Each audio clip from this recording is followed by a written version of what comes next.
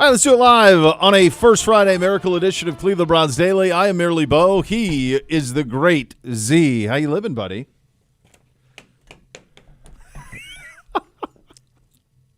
I'm here. Time. What a time. I'm here. What a time to be alive, brother. That was a horrible shot. What are you doing? That's all right. It's early or late, Oh, depending boy. on your There it is. perspective. That's not It's setting fine. the tone well. The tone is quite Stone sad. is locked and it's in, dude. It's a yeah, the great tone. tone. It's a wonderful tone. Thriving tone back here in the building. G-Man's telling me that people are saying that they've never seen a tone this great. Never seen it. Has there ever been? No. In the history of tones, has there ever been a better one than there is now? No. It is on to Tennessee week. It is 4 downs. We will do that today as well. We will attempt to guess the scores. College football Nate's a little shook. Yeah, there's a lot going on. I'm not going to lie. I'm a little shook. going on. I'm a little shook. College football Nate, even though it's been laid out to me by people much smarter than me, including yourself, Sure. I just still don't understand why we live in a world, and it's great for content. So if in that business, I'm totally good with it. Sure. But I still don't understand how we're living in a world where, like, teams aren't even what's the point of having a season if you're not even going to finish the season as the team that you were? And I'm not talking about injuries. No. I'm talking about legit your coach being like, I'm going to coach somewhere else in the middle of a season. Like, they're going to be in the playoff. Yeah, that's right. College football Nate doesn't like it.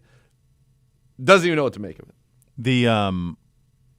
Does not compete. Yeah, I would say the adults in the room ruined it, and they kind of said, Jesus, take the wheel, and they don't believe in Jesus. So it's rudderless. It feels like There's no one driving. no adults in the room. There are none. There are none. They're a bunch of selfish actors. Yep. I stopped. Selfish actors who I stopped. You're safe. Yeah. We're it still wasn't got our even license. close. It's not even close. You're a pro. Not even close. That are motivated by the dollar and worrying about passing the problems on to the next person. That's their only objective. I just understand why you can't have all of those things and just have transfer portals and coach moves happen the minute the national champion is decided. Yeah, I think when Hoff was here Monday, I think I gave you that calendar that sorts it all out. You did it. I did it in 90 seconds. I've been doing this for like 5 years with this. We've proven very many times that we should be the sports czars of the world. Can I just do a little story time on this just to tell you just how fun this is? All right, I want you guys to see if you can follow along. Really lock in for this story because it's pretty remarkable. Okay, good job, made it. So Penn State fired James Franklin. That's right, they fired him in the season. During the season. Yep. They had some injuries. They had some historic losses. Fired him in the season. And they did so that they could get a head start. That is not comfortable at all. No, it wasn't. They tried to get a head start on the coaching search. Okay, so they were the first one in. So they fire him. Wasn't getting it done. Whatever you think of that, can't win the big one. Their thought was, let's get ahead of it. Okay. Okay. So the weeks pass. The weeks pass. The weeks pass. The weeks pass.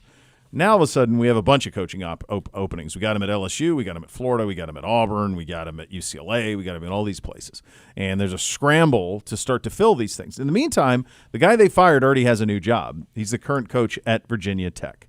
So there were some reporting out there, although their search has really been quite private and quite quiet, that they were going big game hunting. And that they were calling Marcus Freeman and Lincoln Riley's and these type of people, all of which said, yeah, we're good. We're gonna stay right where we're at. Many of them got new contracts because of this, because this is what the agents in the sport do is, you're interested in me, I'm going to get my guy some more money. So as all of the Kiffin stuff, the Kiffin thing was the first domino that fell. When he went to LSU, then all these other things happened. And so Alex Golish, who's a Columbus guy, he goes to Auburn, and John Summerall goes from Tulane to Florida. All this stuff is allowed to happen because Kiffin happens, and then all these other dominoes happen. So late Sunday night, you get word that Penn State is going to hire Kalani Sitake, who's the head coach at BYU. Now, he's a BYU player. He's been on the West Coast really his whole life. Sounds like he knows Sione Takitaki. I bet he knows him quite well and coached him. Yeah. So man's man, leader of men, really gregarious, fun dude. Like, it's kind of an out-of-the-box hire, but I thought, okay, well, that's a type, and honestly, recruiting to BYU isn't that much different than recruiting to Penn State. It's both a choice because of the location of State College and because of the Mormon religion with BYU. Like, you're making a lifestyle choice going to either of those places. So, okay, fine. So Monday night, from a name that I'd never heard before, tweets out, I guess I need to get off the sidelines. So I go and see who it is, and it turns out it's the founder of Crumble Cookies. My kids are big supporters of his. Guess what? You just supported BYU. So the founder of Crumble Cookies is a BYU guy. Okay. And he finds out that Sataki is going to go to Penn State, and he goes, okay, we're not going to have that. So now he goes to BYU, and he goes, along with his booster buddies, let's up this NIL up to $15 to $20 million a year for BYU. Let's get him a new deal because we don't want him going anywhere because he's a BYU guy. And by the way, we're 11-1 and playing for the Big 12 title, and if we beat Texas Tech, we're going to go to the playoff.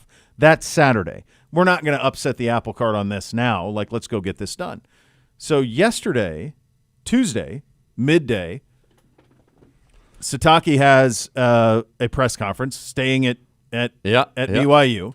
Nothing from Penn State. Today is National Signing Day. James Franklin, at his signing day press conference in Blacksburg, Virginia, where he has signed half dozen Penn State players. Penn State has 4 kids in their class. Half dozen Penn State players or more. It could be. I didn't even look the last hour. There could have been even more. I think he took a 4-star linebacker. He did, a PPA kid. Serves Crumble Cookies to the assembled media. To make matters worse, Crumble Cookies sent an order of cookies to the Penn State Athletic Department. Now, you can argue about the absurdity of all this, and I think it's fair to do so. You can argue about the calendar, and I've laid out how you should do it, but don't ever argue that this is anything but not boring. Oh, it is not boring. This is insanity.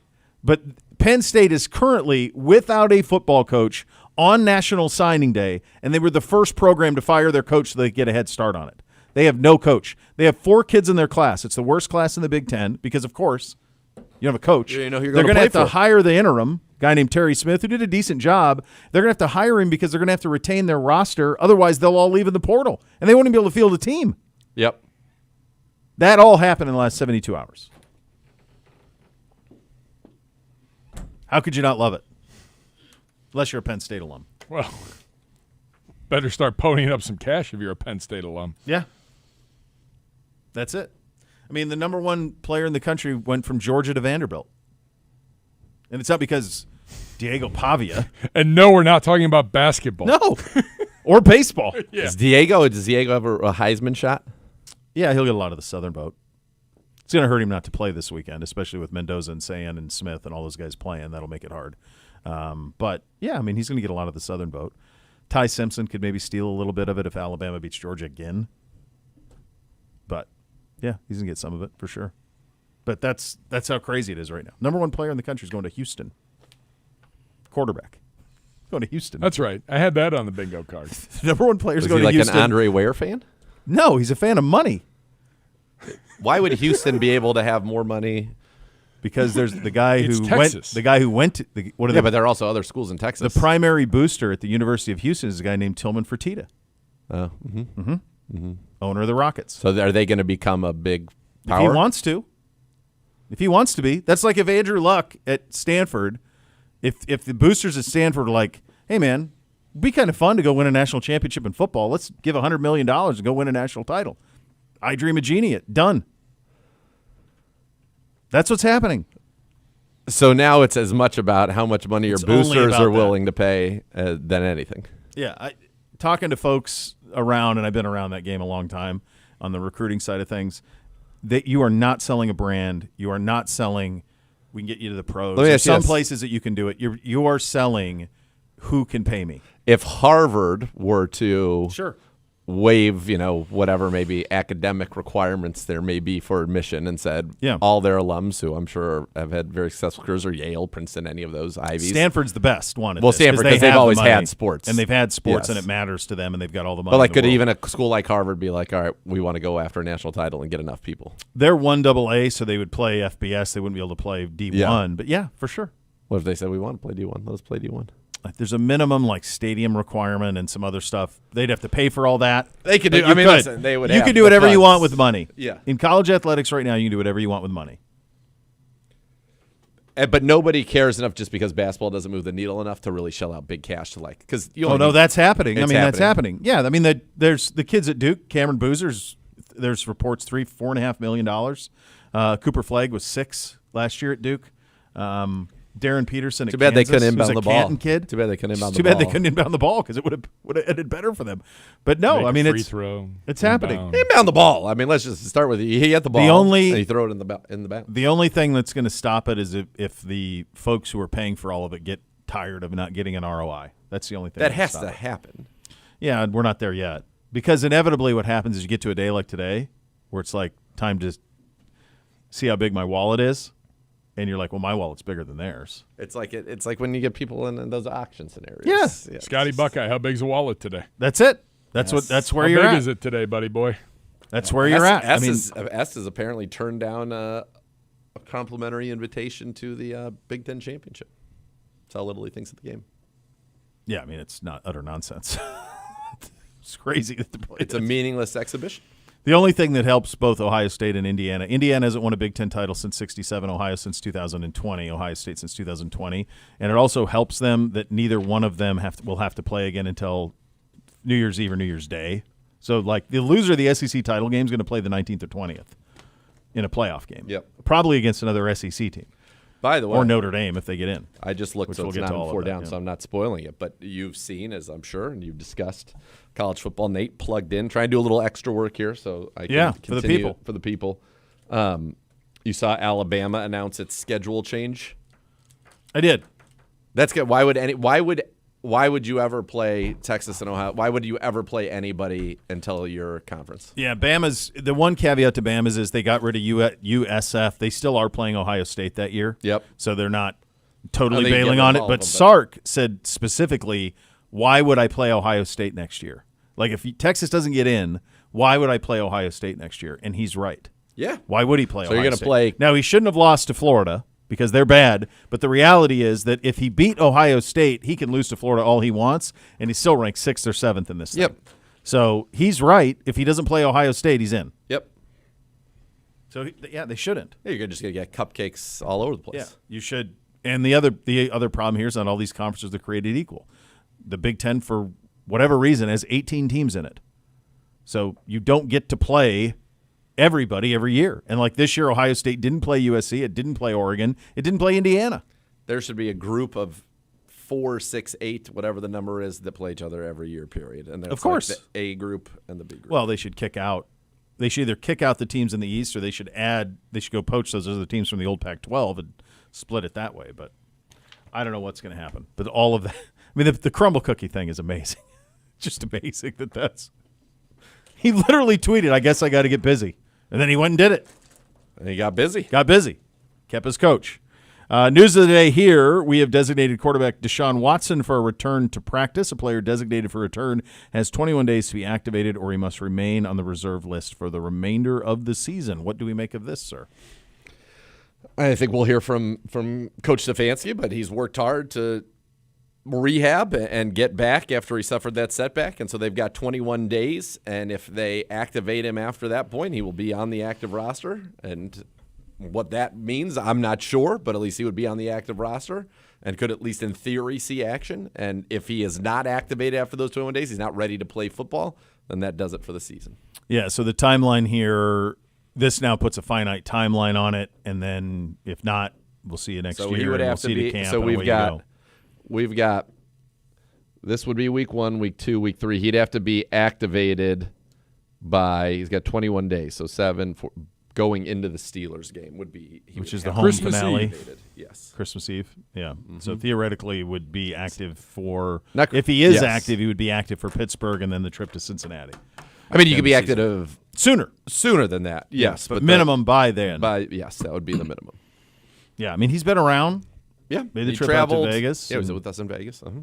Yeah, he's been around, and of the people on the roster, he is far and away the most decorated as a collegiate and as a pro. Maybe not as a collegiate. Well, no, he won a national title. Yeah, I mean, he's right there. He's right. Dylan's close, but he doesn't have the career. I mean, you could argue Deshaun was the most important college player of the 2010s. I think you could make a pretty straight argument about that. Argument on his behalf. And I mean, the injury stuff was catastrophic. But at the same time, he's under contract, and at some point, you got to see if he can play. So who knows? We'll see where this all shakes out. But that's kind of the big news of the day around here. A little less than a year since the second, doing the math on all this, it's a little less than a year since the second Achilles surgery, right? Because that happened in middle of December last year. Yep. Was when the second one happened. So there you go on that. Something to watch for. Practice should be wrapping up shortly. Not expected to practice today. Wyatt Teller, Dylan Sampson, Devin Bush, Jack Conklin, Aiden Huntington, Isaiah McGuire, Brendan Bates. Teller, of course, has already been ruled out for Sunday. What do you make of that list? I'm happy that Alex Wright has returned to practice because we're getting pretty darn thin at defensive end. He was out, and then Isaiah McGuire got hurt. So I was happy to see that. And then, it's a pretty significant list. Wyatt Teller was in a rotation last week, which has rankled certainly some feathers here, and he's been a very good player. I thought played really well last week when he was in there. He got hurt. Tevin Jenkins will likely be the starter at guard there. Dylan Sampson, they're cautious with these casts now because it always can lead to Achilles. Devin Bush, I think will be okay. Jack Conklin's in the concussion protocol, which would mean KT Leviston would get the start there. Aiden Huntington's been out with the quad. We lose Malik Collins, who's not even on the list. He's out for the season now. But, you've lost quite a bit of your defensive line depth in a very short period of time because Wright's basically been out. Now your McGuire could be potentially out, it sounds like. Aiden Huntington has been out, and that's why they signed Sam Kamara to the active roster. And Sam Kamara almost got his first sack last week going against the 49ers, but Purdy was able to be elusive and escape.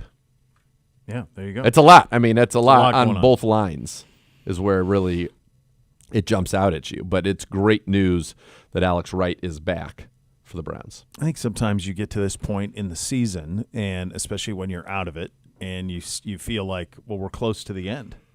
But, my friend, we are not. There's 5 games left to be played in the month of December, and so you've got a ton of football left to be played, and I think really meaningful football in regard to what you're going to do this offseason at quarterback. I think it's incredibly important to see what Shedeur Sanders looks like in extended play, like this week, next week. What's that look like beyond that? And if there's a chance for Deshaun at the end, fine. I mean, I think you got to have all the data you can going into this offseason on the offensive line, at wide receiver, and at quarterback. I think while you're not going to track down a playoff spot here, the odds are very, very long. Obviously, not officially eliminated. I think there's some incredibly important football that's going to be played this month in terms of deciding how you go into this offseason.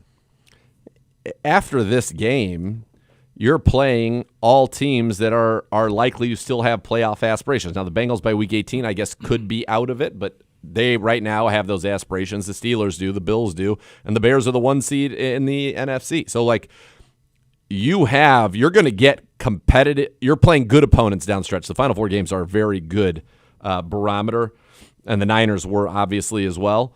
That for people who say, I want to be a part of the solution, I want to stay in this program, there's a great deal to play for here down the stretch for everybody on this roster. Yeah, no question. And do you think that the Bengals will be playing for something Week 18? They got to get there, but it's possible. No, but as we sit here now, so they got Buffalo this week, then Baltimore again, then it eases up. They really need to win the next 2. And then, of course, you'd say, well, yeah, I think for sure they're going to be playing for something. I kind of think they are going to be. I do, too. I think Baltimore and Pittsburgh, they both have massive issues. Yeah. You got Ben Roethlisberger going on Pittsburgh doing a podcast saying Mike Tomlin should coach Penn State. What is that all about? What does he even why mean would by Mike that? He said he's a great recruiter. Yeah. He's a great people would follow him, but his time is worn thin at Pittsburgh. There's such a disconnect. It's a great example of the local feelings about something being diametrically opposed to the outside opinion of something. My hunch would be that if Mike Tomlin were to no longer coach the Pittsburgh Steelers, he'd be unemployed if he wanted to be for about 8 seconds. And he would land another NFL job in about 8 seconds. That's my hunch if Tomlin became a free agent. If they fired him, if he moved on. I don't think he'd be out of work very long if he didn't want to be. And it's a wild also disconnect between the realities of the two occupations. The idea that Mike Tomlin, who can have a relative life coaching in the NFL, would want to go into a 24/7, 365 siege that is college football, where you get – I asked Ryan Day this summer, I said, how many true days off did you get last year? And he said, honest to goodness, about 5. Now, he's compensated well, but he said he got about 5 days off. Yep. That's it. Why would Mike Tomlin sign up for that? That's why everybody in college football is trying to go to the NFL. They're all out, man. Yeah. Saban got out. I can't do this anymore. You can do it for a little while, but why would Tomlin do that? He would be unemployed for 10 seconds, and an NFL team would scoop him up. Going to coach in college at Penn State.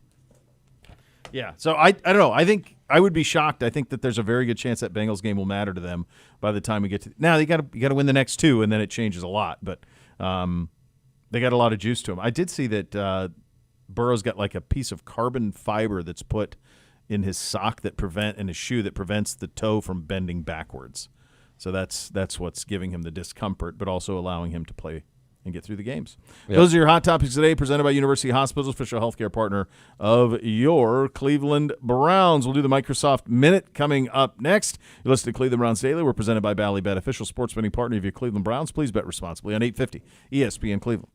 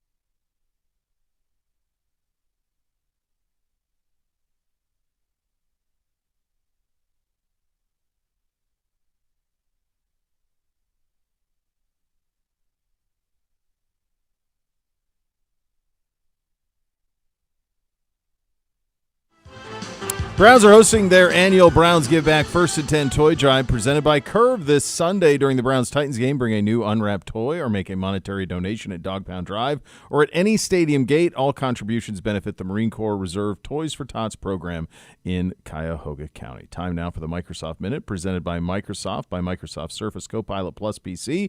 Time for the final thoughts on our game against the 49ers over the weekend. And for that, we turn it over to Dr. Z. Special teams have got to get better. The next level's next. You don't even need a minute. I mean, that's really, you look at that game, you look at the Jets game, you look at, go back to the Bengals game. These are the differences. It's a little thing. There are some services out there that have rated where our special teams rank historically. It's not great. No need to delve into that further, but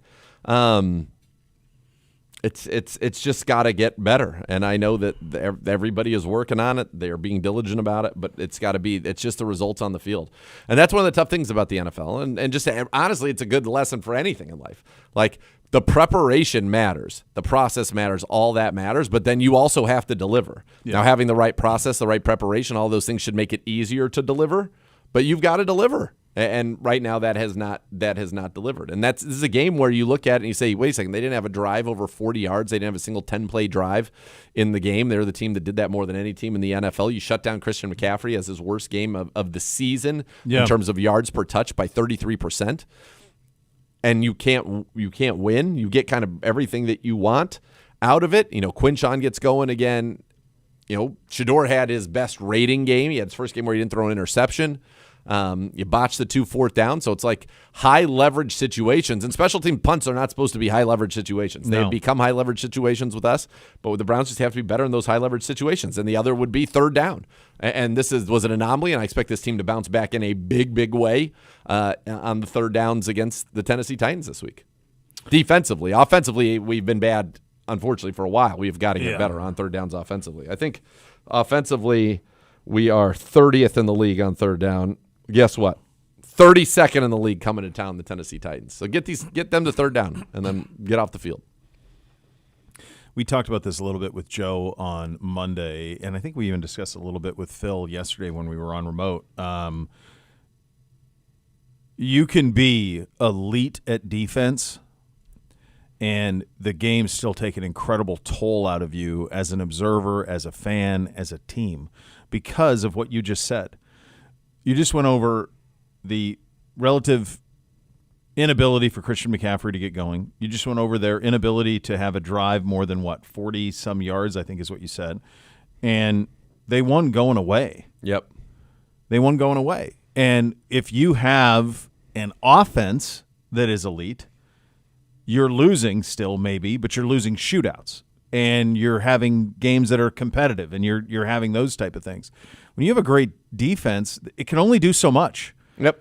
And in the way that this league is ruled now by the officials, there's just only so much damage a defense can do. Yep. Like, how many game-changing plays can you really have? I mean, like, how many pick sixes? How many things can happen where you create your own offense? It's just so hard to do that it makes it – I mean, your defense played exceptional against the San Francisco 49ers. Yep. And it wasn't competitive in the second half. It wasn't. And then you look around and you go, okay, well, how do we get competitive? And the way you get competitive is you got to score. You got to score a lot. And that's what this league is. Or at least you got to be clean. We scored 8 points. We scored 8 points. Yeah, it's against a defense that is not the 49ers defense of a couple. I mean, Navarro Bowman's not walking through the door. So Patrick Willis either. So you don't have Burton Hanks, for God's sakes. He's not walking through that door. I mean, he's just not. Ronnie Lott, he's not walking through the door. No. We go on and on. Yes. But yeah, so that's the spot that you're in, is until this offense gets sorted. And I do hope over the next month here that I just think this approach it's just tough. This approach is tough. And I know the weapons are what the weapons are, and the offensive line, we got injuries now all over the place. But it's tough. It's tough because there's just no margin for error. And then when your special teams does what our special teams has been doing, you really have no chance. No, and that's how you find yourself where you are on a team in a season in which this division is as ripe for the taking as it's ever been. 6-6 is atop this division right now in a two-way tie. Yeah. This division is well below 500 overall. Yeah. I mean, I by my math, 10 games under 500, right? We're 3-9. They're 4-8. Yeah. Mm-hmm. Yeah, I wondered, like, their original plan of, like, Pickett and, like, the ball control and all of that, it wouldn't have made much difference with the fact that the special teams have been as bad as they are. I know he's not an offensive juggernaut, but he's won a lot in this division and been pretty clutch throughout his career. No question. And I think it would have been interesting to see what that plan – we never got to see that plan. No. It was aborted early in August, and that was it. Yep. But I would have been curious to see what that looked like, and if that could have – because to your point of a 6-6 leading the division, if you had one guy under center this whole time and you were catering the offense around that and he had the whole offseason as the number one guy, what would that have looked like? Yep. We'll never know. Yep. We'll never know. Yep. But that's something that kind of hangs over all of this a little bit. Add more fun to your fandom with the Ballybet Sportsbook app. Download today. Get 50 back in bonus bets. You place your first wager of 10 or more. Ballybet, official sports betting partner of your Cleveland Browns. We will meet the Tennessee Titans coming up next. You'll listen to Cleveland Browns Daily, presented by Ballybet, official sports betting partner of your Cleveland Browns. Please bet responsibly on 850 ESPN Cleveland.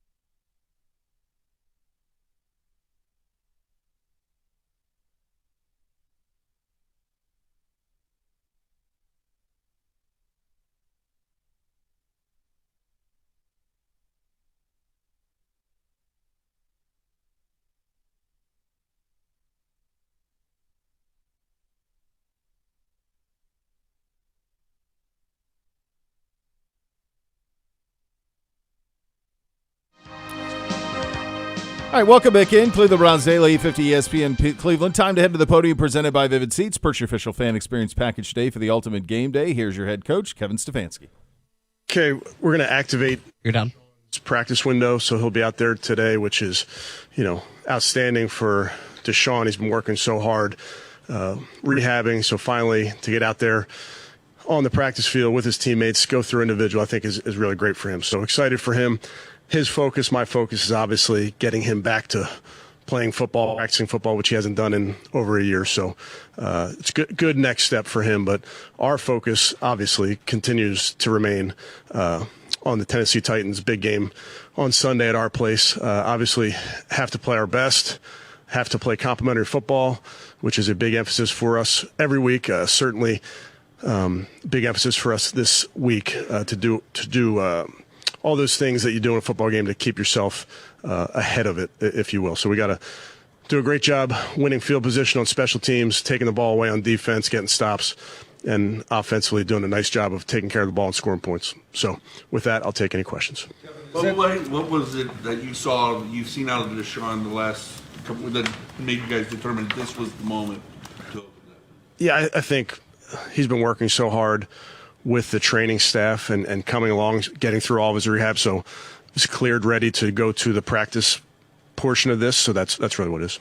The desire of the organization to see him on the playing field, if possible. Yeah, that really not my focus.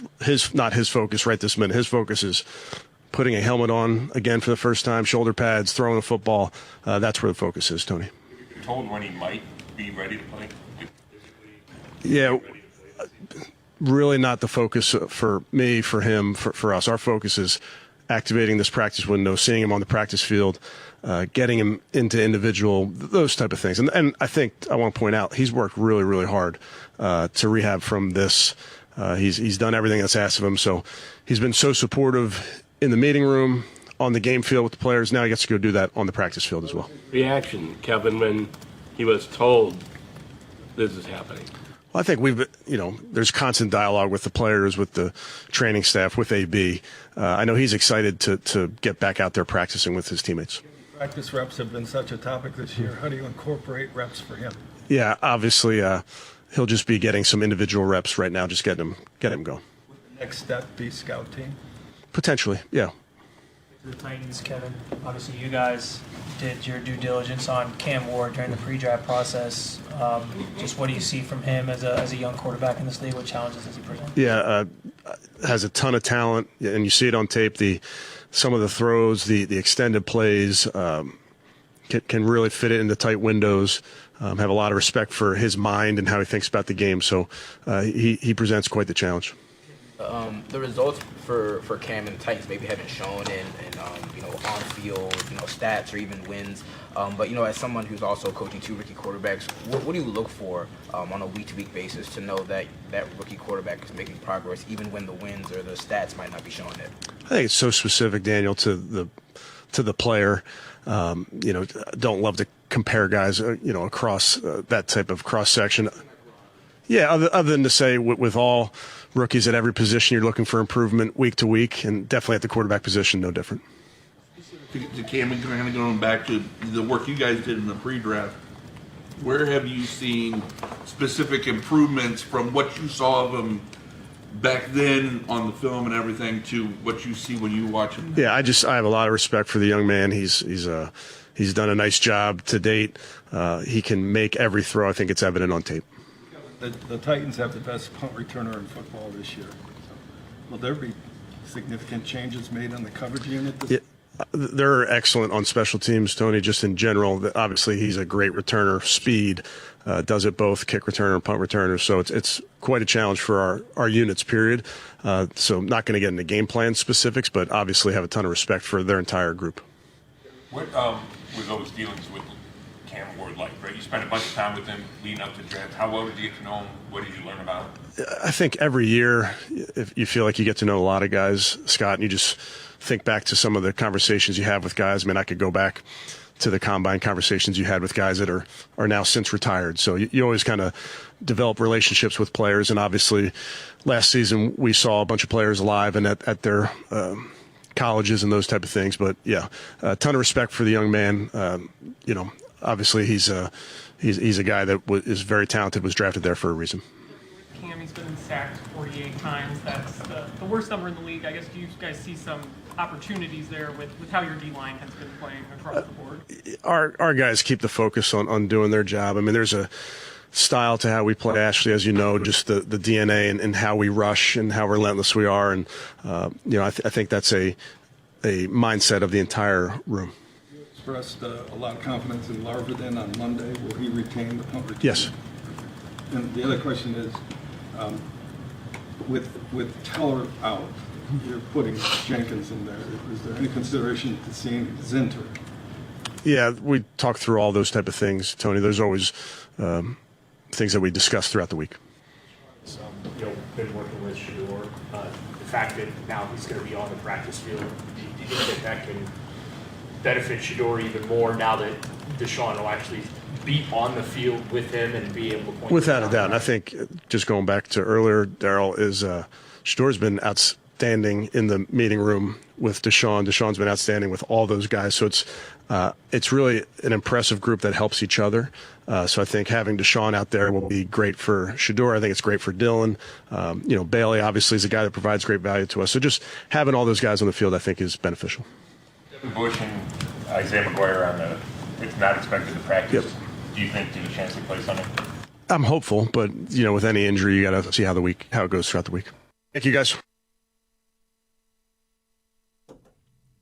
All right, that was from the podium, presented by Vivid Seats. Push your official fan experience package today for the ultimate game day. Time now to meet the Titans. It's presented by Vivid Seats.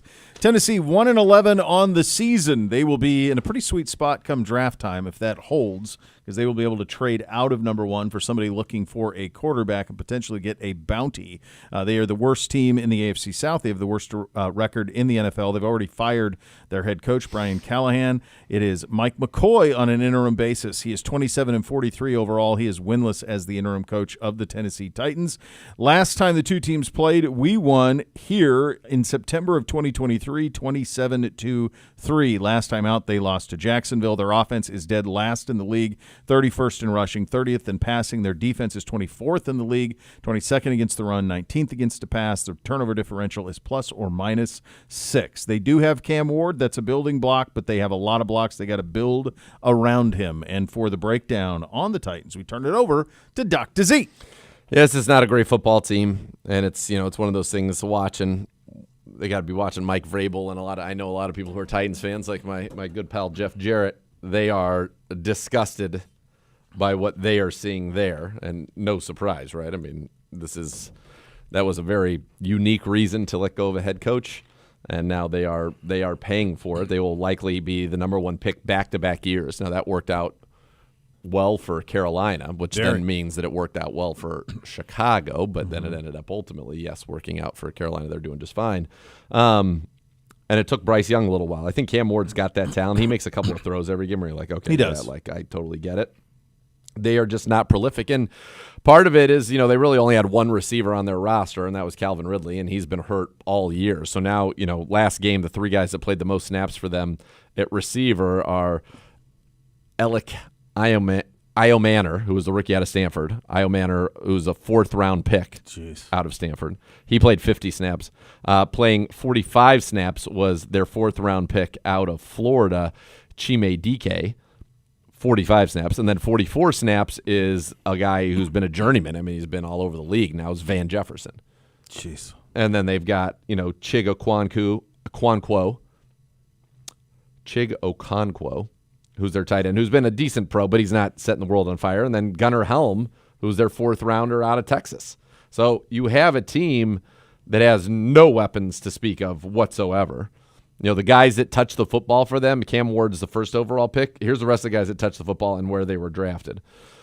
Fourth rounder from Stanford, fourth rounder from Florida. And then you've got, the other guys, a couple undrafted free agents at wide receiver. Van Jefferson was a second-round pick in 20, but did not last there. The running backs, Tony Pollard's a former fourth-round pick. Tajay Spears is a third-round pick. Gunnar Helm, fourth-round pick.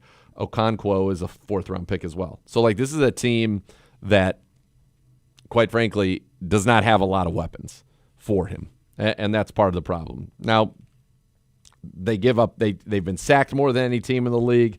They have the fewest total yards per game, the fewest points per game, the fewest first downs per game. They are the worst third down team in the NFL. They're one of the worst red zone teams, one of the worst goal to go teams. So this is a bad offense. This is one where our defense should.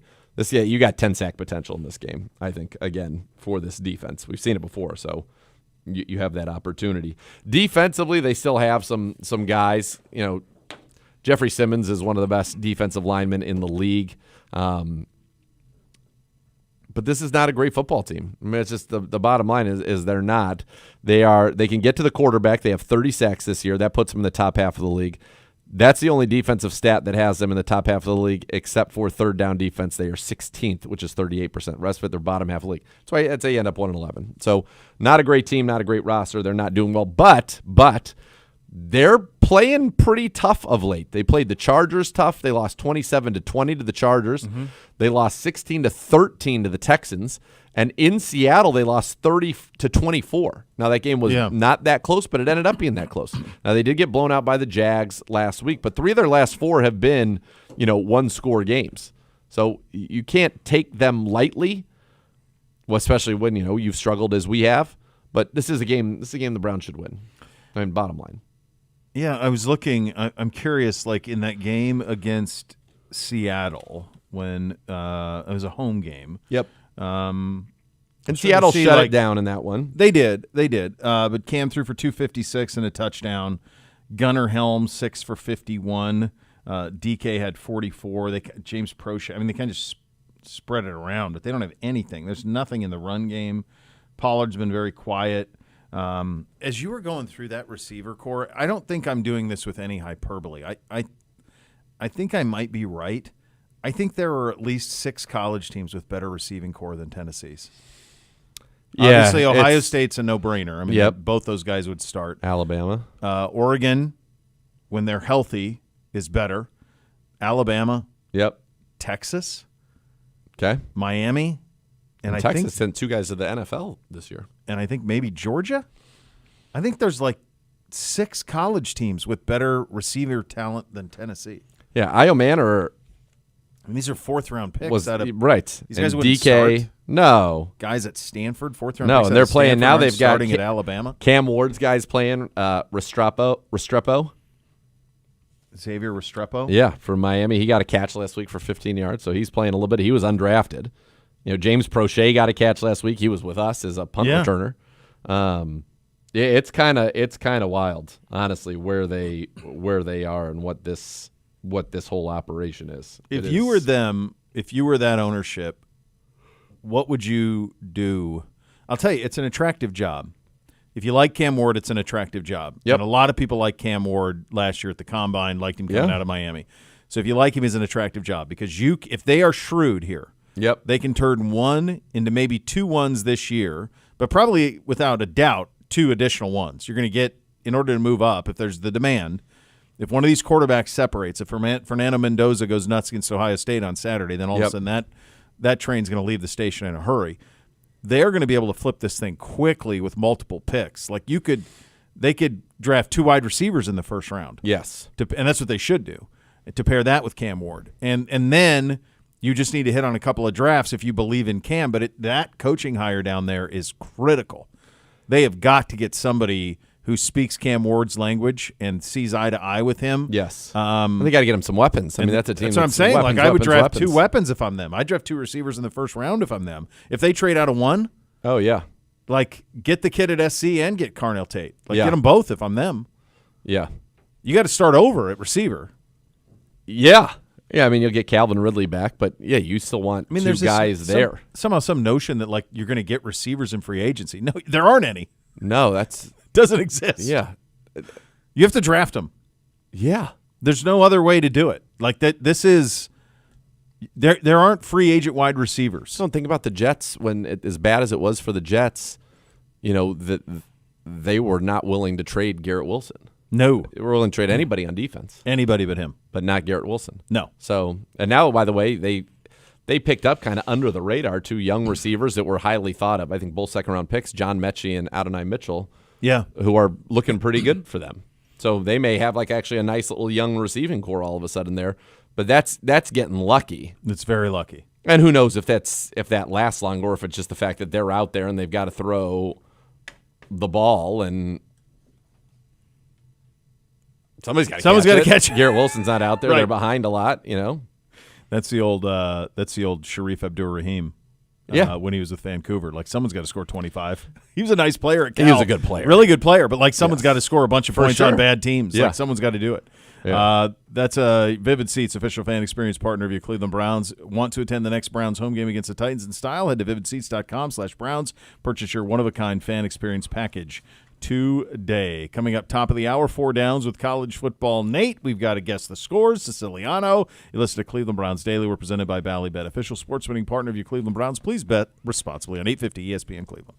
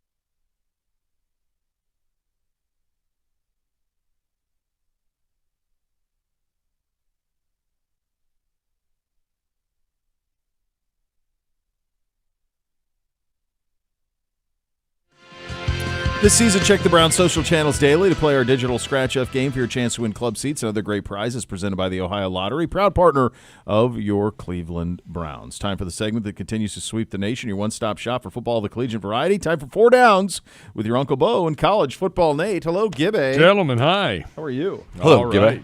Working it through on a first Friday. That's right. It's a full week this week. It is. Except for the kids. I mean, they snow days yesterday. Yeah. Every day's a 4-day work. Congratulations on your 3 inches of snow and a snow day. Snow day it up, baby. All right. Yeah, whatever that is. Let's go. Hit it, Carmen. First down. Ohio State OC Brian Hartline taking the head coaching job at the University of South Florida. He will stay with the Buckeyes through the college football playoff. How does this affect OSU's national championship run? Could it become a distraction? Nate Feinbaum. Can you just, Bo, can you ask me? So, Yeah. Unlike Lane, Yep. he is being allowed to stay. I would imagine there are some like, you're not taking any of our guys. Nobody from Ohio State's going to USF, so I think he's He's nothing safe. to worry about. So that's there, why unless they it's- want him to. I mean, I can No, see no, the I meant backup of like that. the distraction becomes like, are you trying to build your staff? Are you trying to do other things while you're trying to Listen, put together a game plan to win the national The title? reality is he's going to have to be recruiting, is he not? That's what I'm While saying. preparing? Yeah. Yeah. So, yes, I don't think it's going to be a huge distraction, but will he be at the 100% that he would have been in terms of being locked in and focused on everything Buckeye that he would have been otherwise? No. So it has some impact. Will it have a significant impact? I actually don't think it's going to. I think they're going to win the national championship. And if they didn't, I truly believe it is not in any way, shape, or form because Brian Hartline took this job. I think the last part is spot on, College Football Nate. I think you you. nailed it. Look, Ryan Day made his bones as a play caller. He can very easily go right back into doing that job without any question. If they wanted to bring a little help along, if there is a distraction, Chip Kelly is now available. He coordinated their offense to a national championship last season, called the plays en route to a national championship last season. He is available. So if they wanted to do that, they could.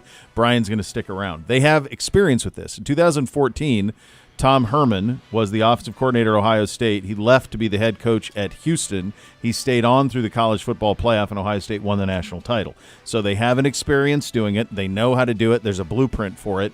I think the one kind of thing that did impact it, we'll never know the real truth on it, is Chris Henry Jr. was the number 1 receiver in the country who's been committed to Ohio State since he was a freshman in high school, flipped his commitment, and now it looks like reportedly is going to sign with Oregon today. He put his commitment off, and he's committed to Ohio State, and then he put his signing day off because he wanted to weigh his options. But I don't know if that was Hartline related or if he used that as an excuse to try to milk some more money out of Oregon. My hunch is the latter. And so I don't know if Brian wouldn't have gone to USF if that would have changed anything at all. That it could have just been a way to get some more money out of Oregon, and it looks like he probably did. And by the way, good for him. But I don't think it'll be much of a distraction on the football field for this Buckeye team. It'll be a distraction for Brian, how he manages that. I'm really happy for him. I think it's a job that he can have some success at, for sure. They have a track record of winning there. Multiple different coaches have won there. The proximity to talent. One thing that was pretty funny, a lot of folks down 71 South, I think, assumed that South Florida was actually located in southern Florida. Of course, it is not. It is located in Tampa. So a lot of people going, "Oh, Tampa. He played for the Miami Dolphins. Like he knows the area. Recruited Jeremiah Smith out of Fort Lauderdale and all this stuff." And it's like, well, okay, not in South Florida, even though it's called South Florida. Weird. Tampa. Next. Second down. What matchup does Ohio State have to win to beat Indiana and win their first conference championship since 2020? Nate. When we were at the Grove in the Cotswolds, Oof, there's a baller drop. you would look around everywhere and you would see these signs that said WC. Yeah. Water closet.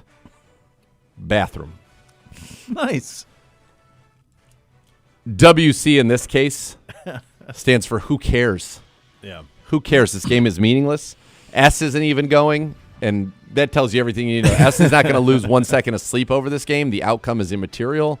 It doesn't matter. Only bad things can come out of this game. It's like playing a full-speed exhibition before the real thing matters. So who cares? WC. I think Ohio State's better across the board, every facet. I think, like I've done this all, but they swept today. They swept all of the Big Ten awards on defense, defensive line, linebacker, secondary, and then Caleb Downs was the Defensive Player of the Year in the league. They're going to have 4 first-round picks on this defense. 3 of the 15 picks in this next year's draft are going to come off of this defense. So, in fact, Arvell Reese, good Cleveland kid, and could end up going first or second. So, all of those things to say, this is as impressive as Indiana's been, and they are awfully impressive. Did you know that Kurt Cignetti was 27 years an assistant coach in college football? 27 years before getting a head coach. And the last one, he was at Alabama in 2010, and that's what got him the job. The job that got him was IU, Pennsylvania. That's the job that he got. So he got that job, 2 years at Elon, like 5 years at James Madison, and then Indiana finally after all these years.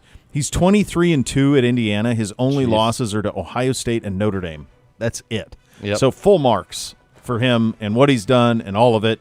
It's just a tough matchup for them, and I think the Buckeyes are a tough matchup for a lot of people. So I don't know that there's a matchup they have to win. I think the only thing that would really derail it is if just uncharacteristically Julian Sand threw like 4 picks. But he's only thrown 5 picks all season. All season. So I just don't see it happening. He threw a pick on his second throw in the Michigan game in snow and bounced back to complete like 20 of his next 23. So I don't sense that there's going to be any problem with him bouncing back, even if there's adversity early. And I think in the trenches it's going to be a real problem for Indiana. I don't know how they're going to block it. And it's indoors. It's on a fast track. And the 2 receivers are healthy and ready to go. Next. 3rd down. The new college football playoff rankings are out ahead of conference championship weekend. They came out last night. A bit of a log jam from 9 to 14. How would you rank these 6 teams? Currently, the CFP committee has Alabama 9, Notre Dame 10, BYU 11, 12th is Miami, 13th is Texas, and 14 is Vanderbilt. All right, here we go. You ready? Yeah, I'm good. Ready. 1, Alabama. 2, Notre Dame. 3, Texas. 4, the U. 5, Vanderbilt. Even though Vanderbilt I really think should be 4. I'll explain why they're 5 in a second. 6, BYU. Folks, I don't know if you guys know this or not, but we're making a television program. And you want Alabama, Notre Dame, Texas, and Miami, the U, in that television program. Mm-hmm. I think you could make a legitimate case that Vandy should be in ahead of the U. This college football Nate believes that. But their year is going to have to wait, and it's going to rally that alumni base. They're building something there, and they're saying we're never going to miss this playoff again, and they might be right. But that's my rankings. I want those 4 to be in. Texas has to be in. You need them. The U, That's Notre Dame, and stupid Alabama. loss to Florida for them. Yeah, Otherwise, we're not even having. They this just went and beat in a huge rivalry game. Okay, a top team in this country in Texas Tech. Mm-hmm. In a hated Great game. That wasn't a atmosphere. game that was Texas Tech. Texas Tech A&M. wanted A&M. A&M. I'm sorry. Yeah, Texas A&M wanted to smoke them. Yeah. Texas A&M. That's what was Texas A&M going in that game? 3? They're 3rd in the country. Yep. Undefeated. Undefeated. Yep. Unblemished. Mm-hmm.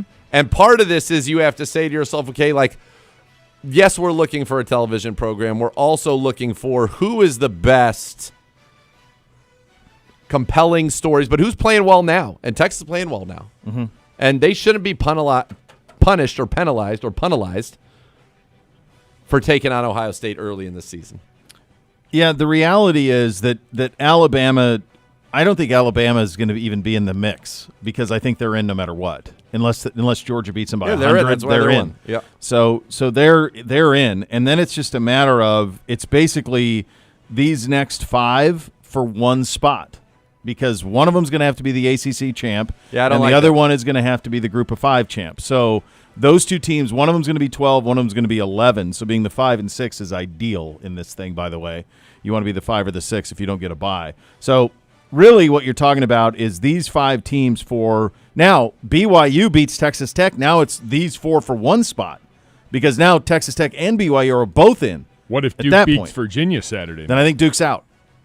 Duke's not ranked. So I think what they would do is they take James Madison and they take Tulane because you do not have to take a representative from the ACC. You have to take the 5 highest-ranked conference champs. So I think the ACC would be out if Duke pulls the upset against Virginia, which they're very capable of. Which brings me to this. If that happens, that's how Miami could get back in this thing. Miami beat Notre Dame head-to-head. Yep. They played. They won. It was week 1. I get it. Look, my wife's Catholic. My kids are Catholic. I love Marcus Freeman. I've known him since he was 20 years old. I'm rooting for Notre Dame. But they played. We watched it. It was a close game, but Notre Dame won. That's right. It has to matter. That has to matter. And so I think what they would do in that scenario, if the full chaos scenario is, I think Miami would be the last team in as the 10, and Notre Dame, Texas, BYU all out. If that chaos scenario happens. Good God. Final down. 4th down. Which conference championship game is the most important for the CFP seeding? You've got the ACC, which somehow is going up against the Big Ten. You said it's easy. I started Saturday one all night. before you had spoke, so we'll see if mine's right. I don't understand why they're doing that, but they are. Duke and Virginia, the Big 12 or Big 10. So Duke's, just so everybody understands, Duke is in the ACC championship game because their opponent's composite record is slightly better than Miami's opponent's composite record. They both have 2 ACC losses. Miami is 10-2. Duke is 7-5. For some reason, overall record isn't the number one tiebreaker. And, of course, they didn't play because the ACC has 20 flipping teams in it. There were actually 4 or 5 teams at 6-2 in the ACC. Yeah. It's 6-2.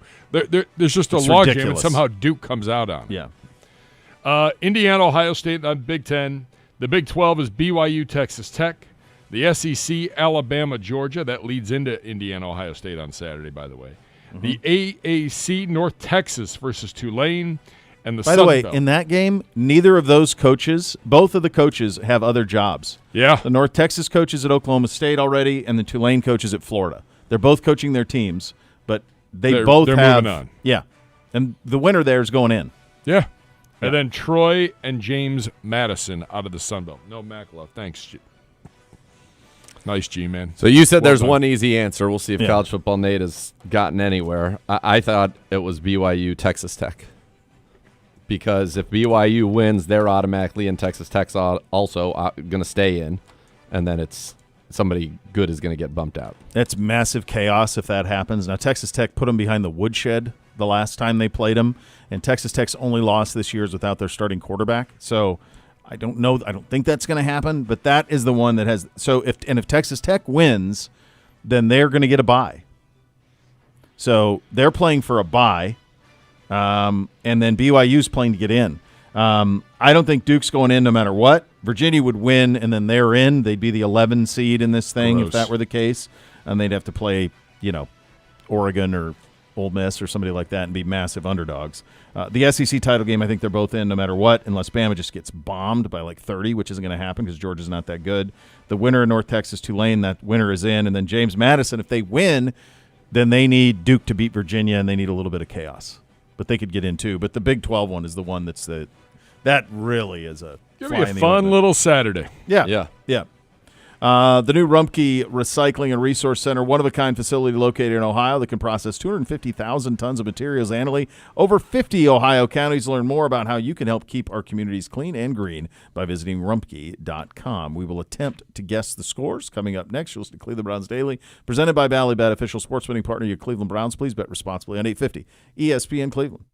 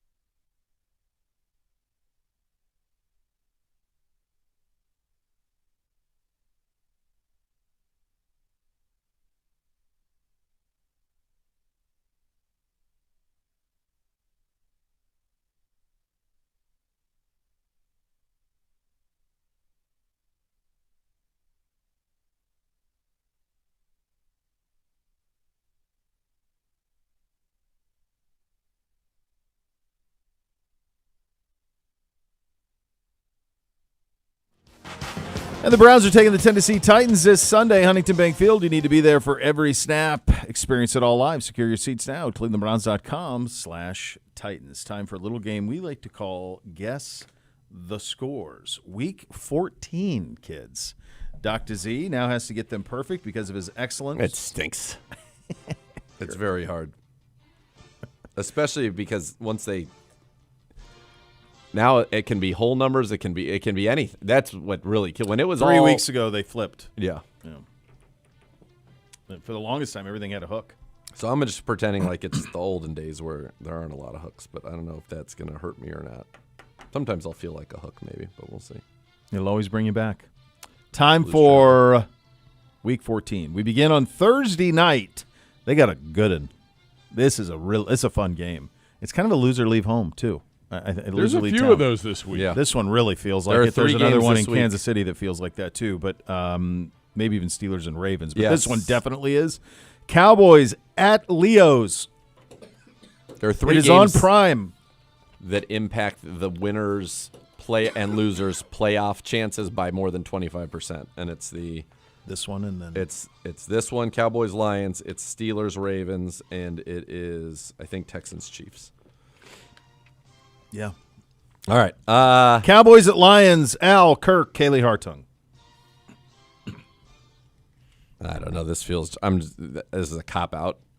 Lions -3. Got it. All right, good. I'm not going to go. I feel like I could go over today. Well, not anymore. We're on to the Sunday slate. Seahawks at the gutless Falcons. Man, it feels like the Seahawks have made cross-country flights a lot. It's part of Didn't they play Seattle. Tennessee? They played at Tennessee. Didn't they play at They're playing the South, I feel like. They must be playing the South. Those are long flights. Another one. I think they had to go to Miami, too. I think you're right. I think they were in Florida multiple times. Crazy. Seahawks -7. It is, in fact. Seahawks I -7. feel like I could go over, but ding, ding, 2 for 2. My man. God, so proud of you. G-Man thank is you. all excited. So proud of you. Don't get Bengals. excited, Actually, he's not excited. He's excited because Arsenal? 2-0 Arsenal. Yeah, but we knew they were winning. There's a lot more in the balance. Are they here. playing Chelsea? No. Right, exactly. What are we doing? What I mean, come on. Bengals at Bills. Bengals at Bills. Joe Davis, Greg Olson, and Pam Oliver on the call for that one. This is Bengals a big at one. Bills. This is a massive one. Loser leaves home for the Bengals. So I originally wrote 7, and then I was like, the Bills aren't that good. So then I wrote 3.5.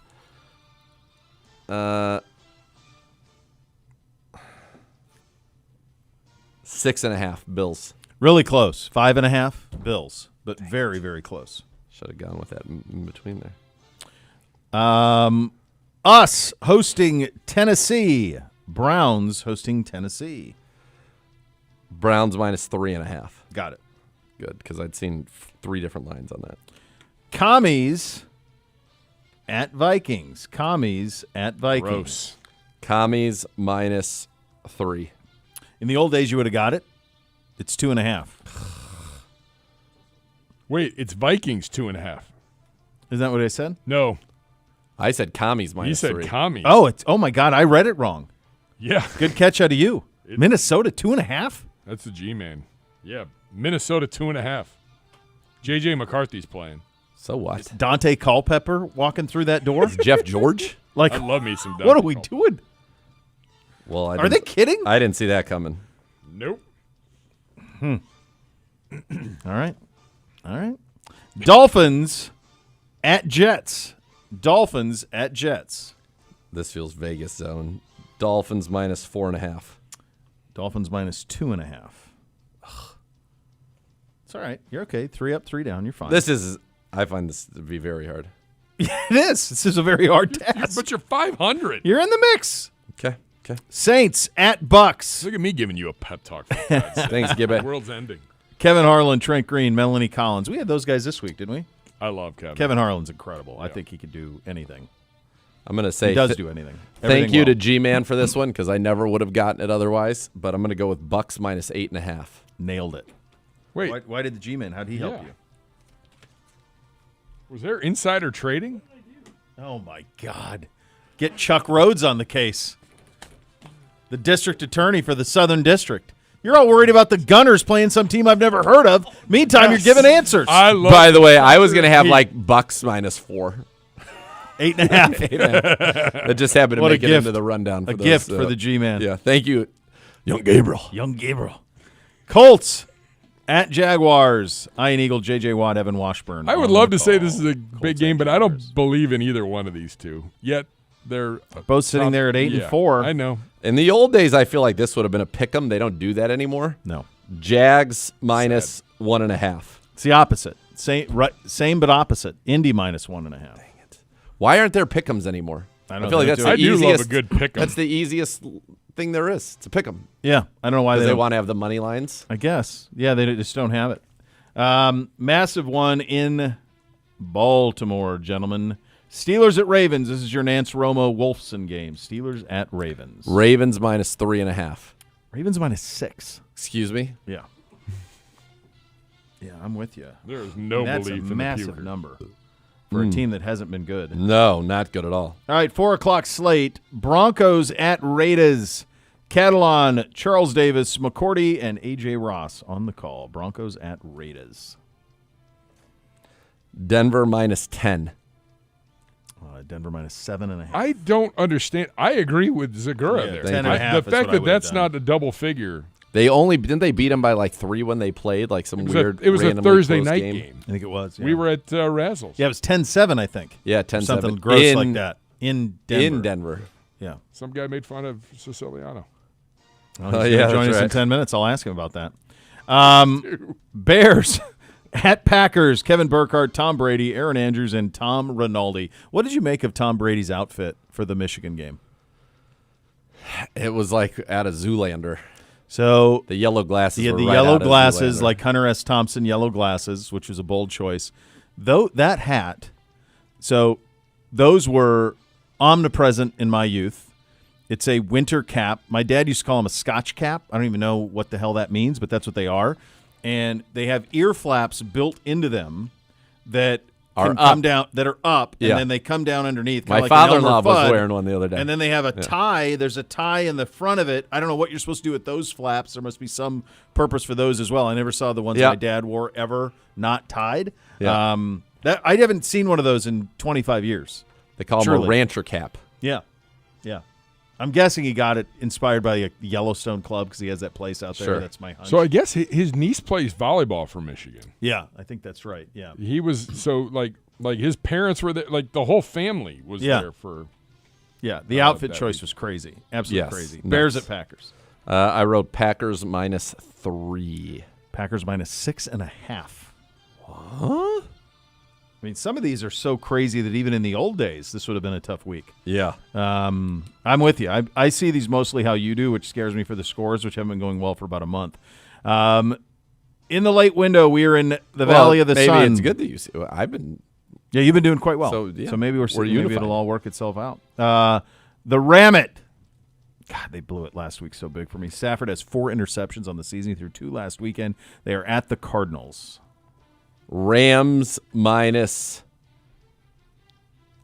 See, now I'm nervous. I'm going to. Rams -7.5. Yeah? 5 and 7. What a job out of you. You pulled that out of the ether. I had I 7, did not but I was see like, that it's not coming. going to be 7. That's unbelievable job out of you. That's fine. That's fine incredible. work. Sunday Night Football. Texans, Chiefs. Must win? Yes. Must win? Yes. By the way, $57.4 million. Oh, I lost that one. Holy hell. Yeah. So even the morning one, the Lions and Packers was 47.7. Oh, get back. The previous record for a Thanksgiving game was 42.4 or something like that. Even the first game annihilated it, and that went 2/3 bigger. Now they've changed the ratings a little bit. They're able to capture more things than they were 15 years ago, so maybe that contributed too. But going 15 million It was- over. I seeing those numbers, it's just like you want to know why they're not going away on Christmas Day? Oh yeah, Because they're going to crush the NBA. Crush. Yeah, I mean the NBA has had to punt on. I mean they still do it, but nobody sees it. Texans at Chiefs. Did you do this one? No. We are waiting all day for this one. So I did write at first Texans -1.5, but then I was like, there's no way they're going to make the Chiefs home dogs to the Texans. So I settled on Chiefs -1.5. Chiefs -3.5. No way. That's too much. Too much. I thought doing 1.5 was generous. Yeah. I mean, that's just not a reflection, I don't think, of what those two teams are. And I know that I'll be here on Friday going, I just can't see the Chiefs losing this. Well, see it. Yeah. Because that's what they are at this point. Oh, no. You turned on your guy. I turn. You never go against him, and now. Well, it's not gone well. No. Baby. Finally, Monday Night Football, Eagles at Chargers. Buck, Aikman, Salters, and Rutledge on the call. Eagles at This Chargers. becomes a huge game if the Cowboys win on Thursday. It sure does, Gibbe. Gibbe, do you know what happened to the home of the Eagles offensive coordinator following their loss to the Chicago Bears? I heard some kids were messing with the homestead. They egged his house. And he's like, come on. He did a presser. He's like, listen, like, you guys can tell me I'm bad at my job, all of it, but like, you're egging my house? First of all, it's vandalism. Sure is. That's over the line. I never understood the egging. A good I would toilet arrest paper and does quite fine. I'd arrest the kids. Yeah. You egg my house, I'm arresting you. Egging is terrible because egging is stings. angry. Egging is outrageous. Mean. Yes. Terrible outrageous. parenting. I'd It's make them awful. clean it up, first of all. You're going to clean it up, and then I would have the cops come and take you in. Yeah. And let's have a little talk about vandalism, I'm going to boys. say, listen, here's the deal. You dummies. Either you're going to go with those guys, or we're going to do kind of like Hangover, and I get to tase you. Jeez. I think maybe just send them to jail would keep you in less trouble. Maybe I'm an for it. overnight in a cell, like a holding cell by yourselves. Even an hour and a half in a holding That's cell would fine, probably a do enough couple for like hours. a 13-year-old. I'll be saying, I've been in one for listen, a few hours. we're in It's like totally fine. Fine. we're in Fine. Christmas movie season, and here's the thing that I wouldn't want to have happen to them. Yeah. So it happens in. What was the one I was just watching? Where it happens? It happens in the Christmas Chronicles. Oh, and in the Santa Claus. Yeah. These kids could be in a holding cell, and Santa could end up in there. You can't have that. Yeah, that's like winning the lottery. Yeah, you can't do So that. No, it's taser. Tase them. Yeah. Tase them up. There you go. Did you tell NBC, make sure you just toilet papers things. Don't egg. No, I don't do any of that. I'm like, No. No vandalism. No. No vandalism. And I do have one neighbor who I tell him and the idiot buddies, if you do it, he may shoot you, and he'd be well within his rights. Yeah. So I'd just imagine, be prepared. Have they even backed off on the other? They haven't done much of that stuff in Yeah, a while. that's They've probably kinda, smart. Kind of chilled out. Yeah. That was more of a 7th grade stuff. We've chilled out on a lot of Yeah. that. By the way, like, what type of jerk fans are those? They've won 2 Super Bowls in the last decade. They They're just won it 8-4. last year. They're 8-4. Like, this is not. They're not 4-8. They're not irrelevant. They just won the Super Bowl. They're in first place They're in the They're NFC top East. the And division. 4. For God's sakes. I know. Eagles at Chargers. Lunatics. Chargers. I have 3 right now, but someone tells me that's wrong. I'm going to stick with it. Chargers -3. Is it 2.5? It's 3. It is 3? It is Philly -3.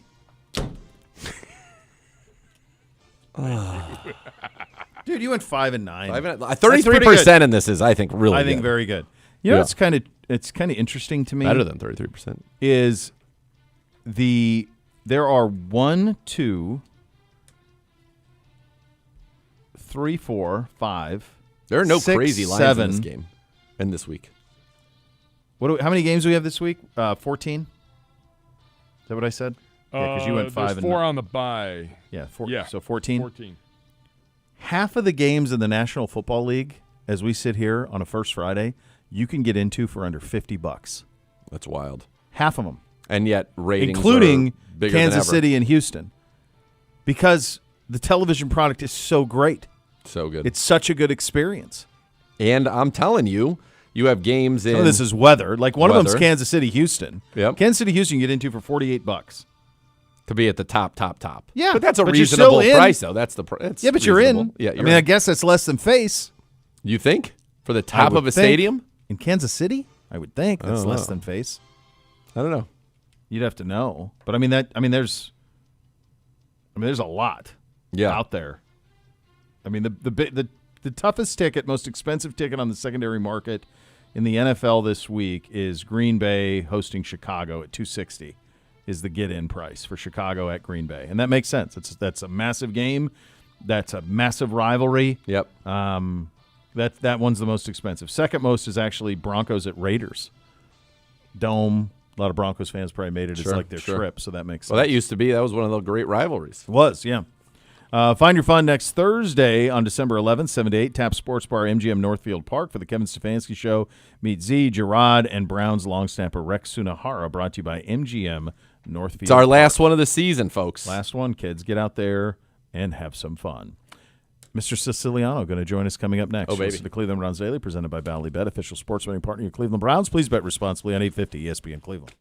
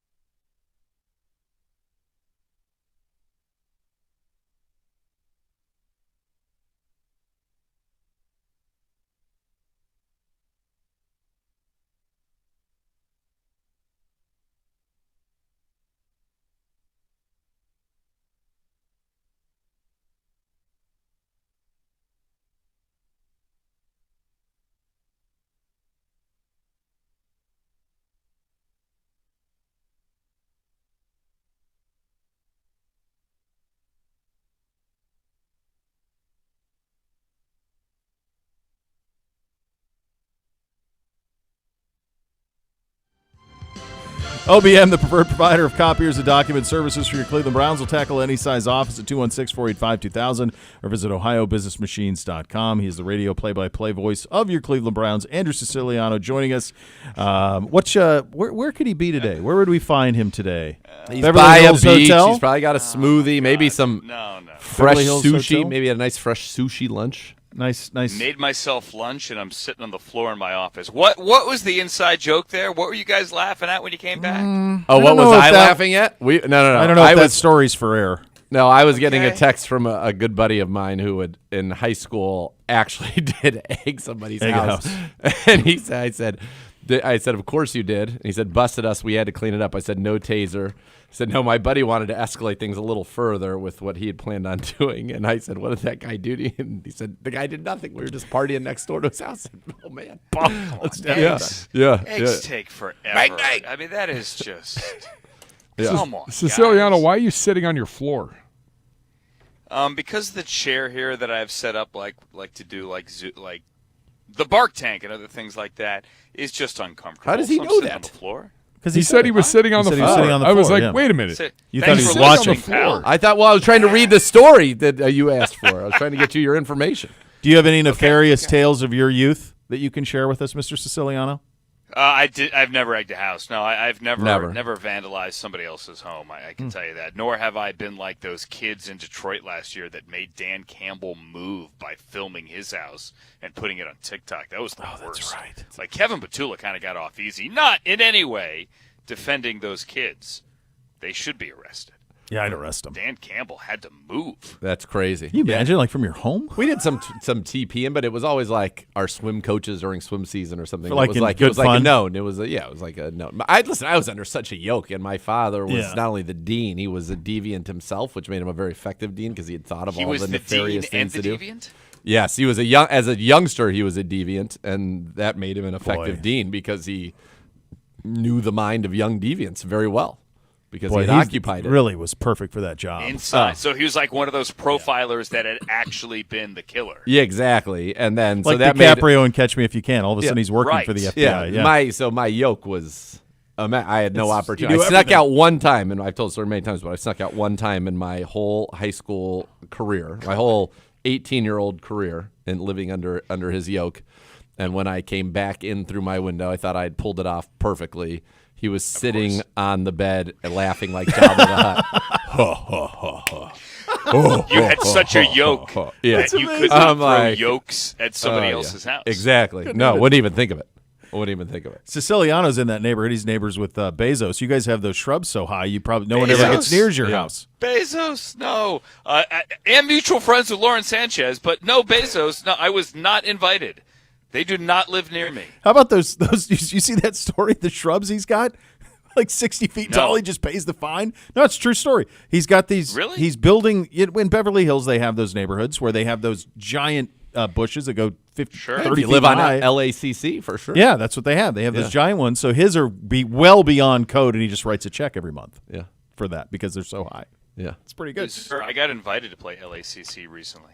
And you said, why would you say anything other than yes? And you said, because my golf game is not doesn't good enough to go matter. Yes, it is. I empathize with him on this. I empathize. I'm still taking lessons. I hadn't picked up a club in 12 years, so I'm just getting back into it. It's about the camaraderie. How serious were the people that you were offered to play with? Yeah. How serious are they at the sport?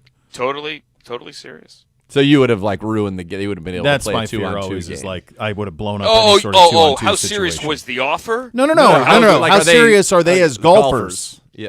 So I don't know. It was someone that I met at some event out a couple of weeks ago. Exchange numbers. Oh yeah, we should get a drink. One of those. And then the guy texted me the next day. He's like, "Yeah, by the way, you want to play LACC? Let me know." No, I think that's okay. That doesn't feel like that they're going to try. There's going to be some 2-man game where you got to have a certain score for it to be fun. I think you'd have a good time there. I think you're safe, pal. I get that. Yeah. I get that. But I got to work on my game. There's a standard you have to maintain. We all have pride. I want to make sure that if I'm going to go out there, that I'm not going to make a total cloud on myself. I always think that if you are, first of all, and this is something I struggle with, so I empathize with you. I think that you would be, and you probably know the answer to this, but you'd be shocked how many really bad golfers there are.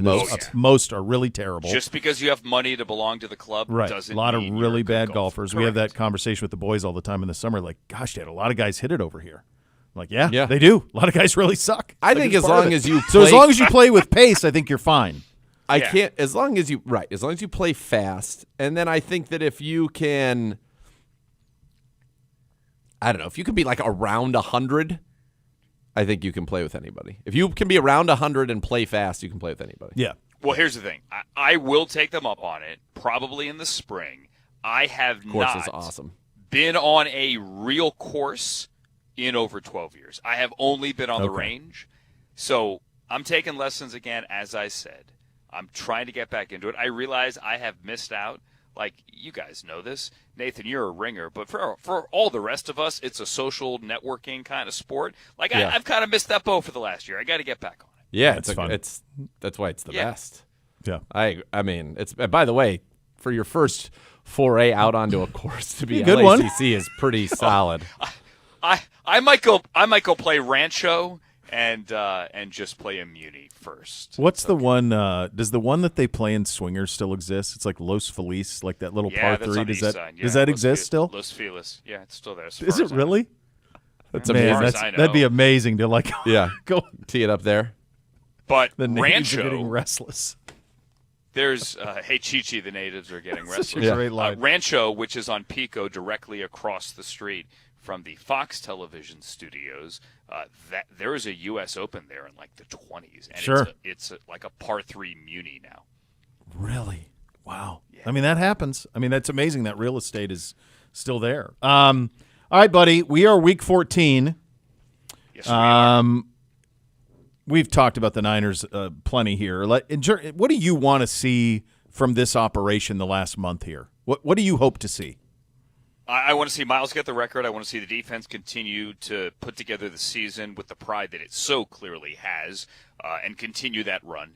I need to see the special teams improve. Clearly, without a doubt. We've gone over that ad nauseum. We went over it during the game. We've gone over it every day since then, and we obviously have brought that up more than a few times before last week. But I want to see the quarterback develop as well. I thought Shador, guys, I don't know if you've played that yet. I thought Shador